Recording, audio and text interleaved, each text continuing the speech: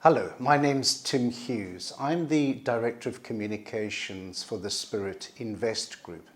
Today I'm going to talk about the Government of National Unity, which was formed on the 14th of June 2024.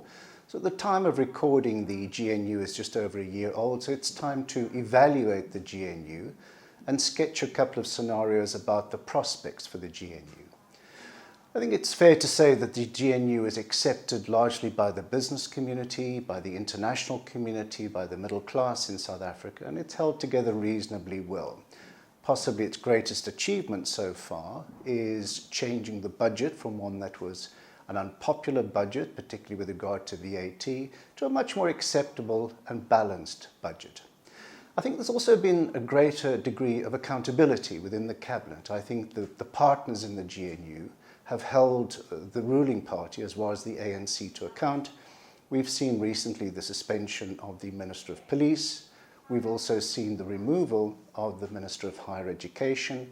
There appears to be more attention paid to dealing with issues of corruption. So a year into the GNU, what are the prospects for the GNU?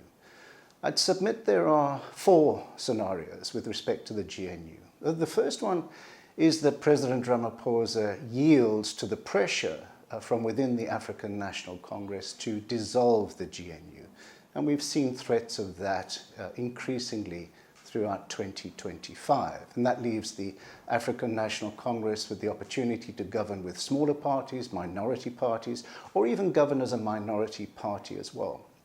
The second scenario would see the Democratic Alliance itself leave the GNU. And they have played a degree of brinkmanship with the GNU, particularly with regard to the budget, with regard to certain appointments with cabinet, and have threatened not to approve certain budgetary measures, which seem to now have been resolved. There is a strong support for the DA staying in the GNU, so I think that's an unlikely scenario. The third scenario is that in the run-up to next year's local government elections in 2026, there is an agreement to dissolve the GNU, particularly by the ANC and the DA, so that they can fight the local government elections as standalone parties and claim credit wherever. It's clear that the DA's strategy is to take the local government elections and to win the major metropoles and cities, and to build their support base from the bottom up as they've done. For example, in Cape Town, we'll see if Helen Zille will take Johannesburg, for example, which would be a coup for the DA.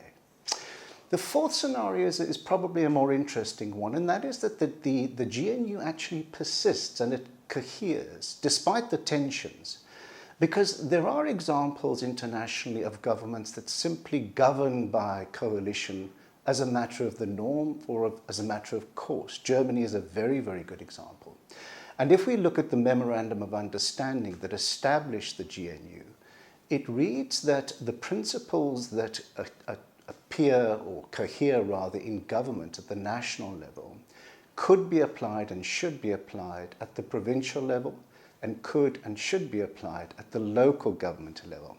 So one thing that we need to contemplate as South Africans is that a GNU or a coalition government becomes the norm.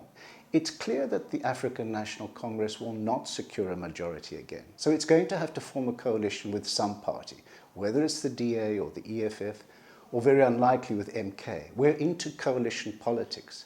And so this fourth scenario, which may be a welcome scenario for the business community, international community, investor community, is that actually the GNU survives. It goes through local government elections as a GNU, it goes to national elections as a GNU, and it's the way that South Africa is going to be governed in the future.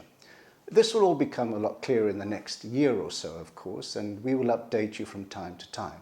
But these are critical issues for our country. Thank you for watching.